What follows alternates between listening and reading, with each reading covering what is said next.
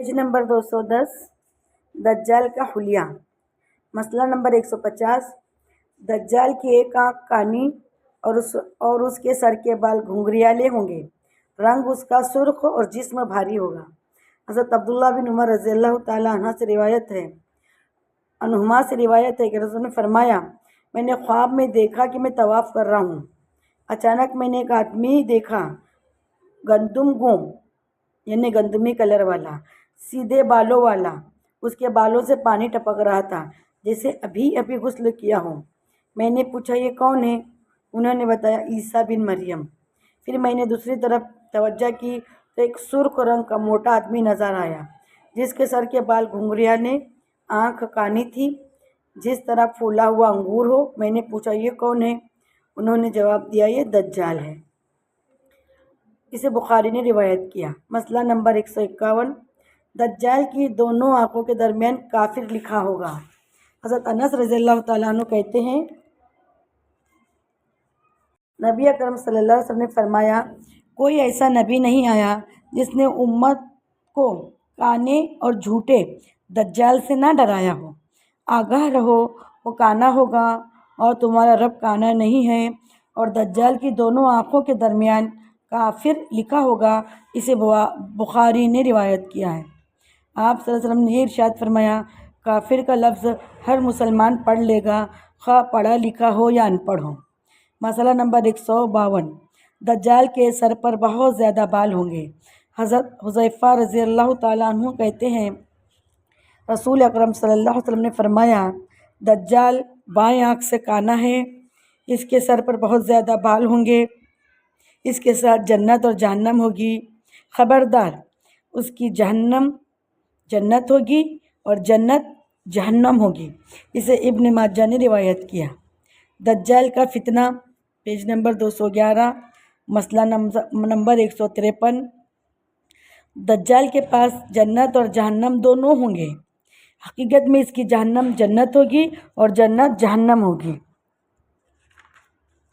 حضرت ابو ہریرہ رضی اللہ تعالیٰ عنہ کہتے ہیں نبی کریم صلی اللہ علیہ وسلم نے فرمایا، کیا میں تمہیں دجال کے بارے میں ایسی بات نہ بتاؤں جو اس سے پہلے کسی نبی نے اپنی امت کو نہ بتائی؟ وہ یہ ہے کہ دجال کانا ہوگا اور وہ اپنے ساتھ جنت اور جہنم جیسی چیزیں لے کر آئے گا۔ جسے وہ جنت کہے گا دراصل وہ جہنم ہوگی، اور جسے وہ جہنم کہے گا وہ جنت ہوگی۔ اسے مسلم نے روایت کیا۔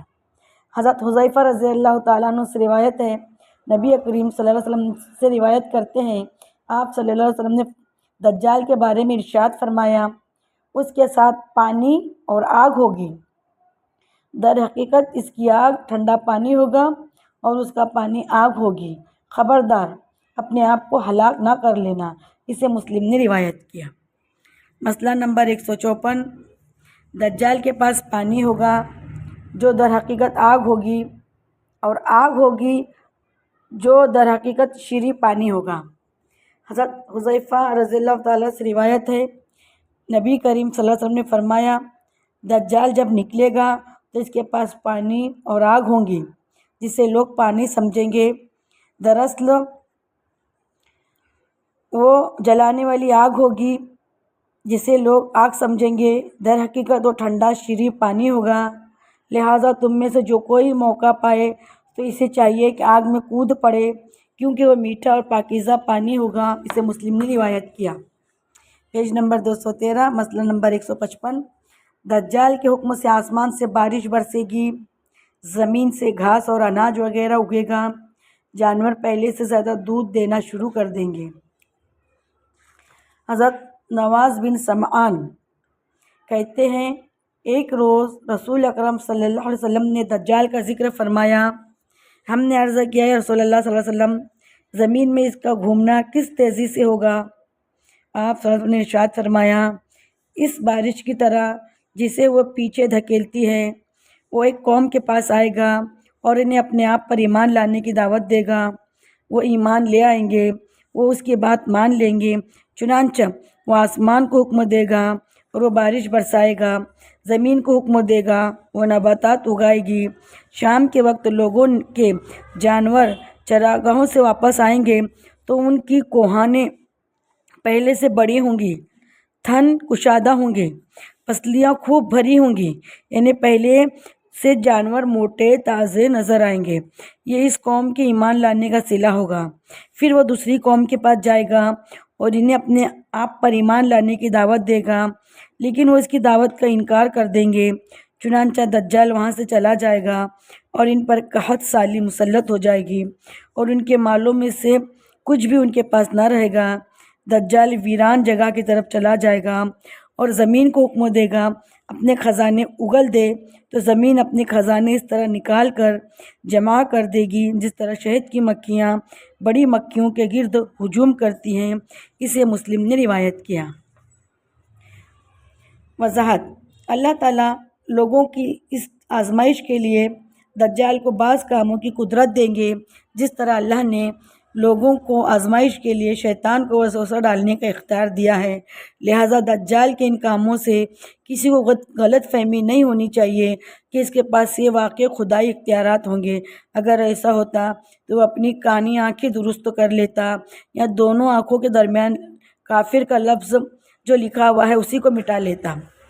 مسئلہ نمبر 156، ظہور دجال کے بعد کسی کا ایمان لانا قابل قبول نہیں ہوگا۔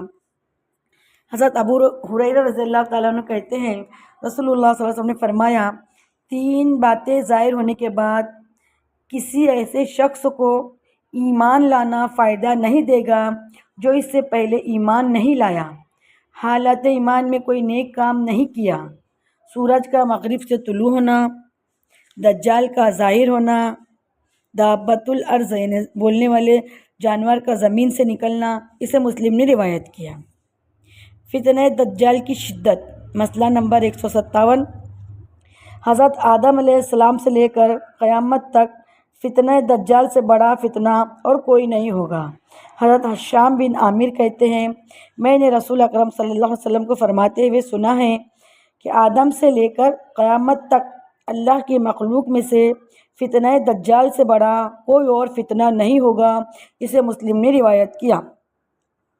Page number 215۔ مسئلہ نمبر 156، فتنہ دجال کے خوف سے حضرت عائشہ رضی اللہ تعالی عنہا رونے لگی۔ حضرت عائشہ رضی اللہ تعالی عنہا کہتی ہیں، رسول اکرم صلی اللہ علیہ وسلم تشریف لائے اور میں رو رہی تھی۔ آپ صلی اللہ علیہ وسلم نے دریافت فرمایا، کیوں رو رہی ہو؟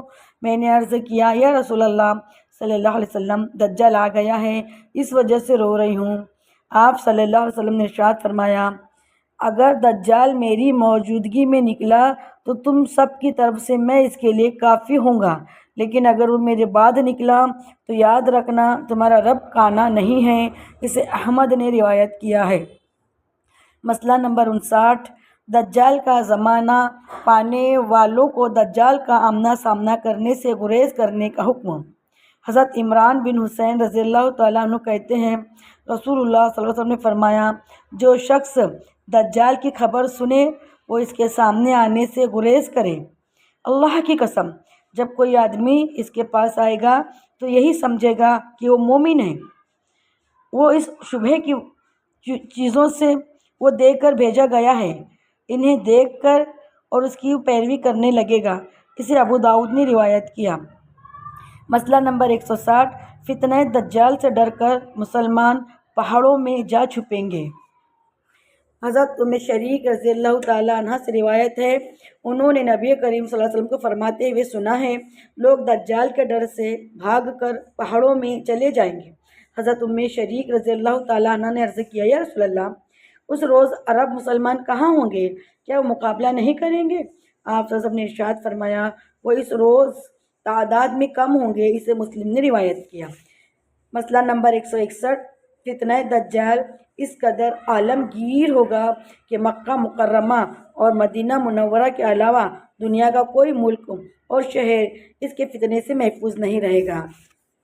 حضرت انس بن مالک رضی اللہ تعالیٰ عنہ کہتے ہیں، رسول اکرم صلی اللہ علیہ وسلم نے فرمایا، کوئی شہر ایسا نہیں جس میں دجال داخل نہ ہو سوائے مکہ اور مدینہ کے۔ فرشتے مکہ اور مدینہ کے راستوں پر سب باندھے کھڑے ہوں گے اور ان دونوں شہروں کی حفاظت کریں گے۔ دجال فتنہ دجال مدینہ منورہ کی سنگلاخ زمین تک پہنچے گا تو 3 بار زلزلہ آئے گا، اور مدینہ منورہ میں موجود تمام کافر اور منافق ڈر کر دجال کے پاس چلے جائیں گے۔ اسے مسلم نے روایت کیا۔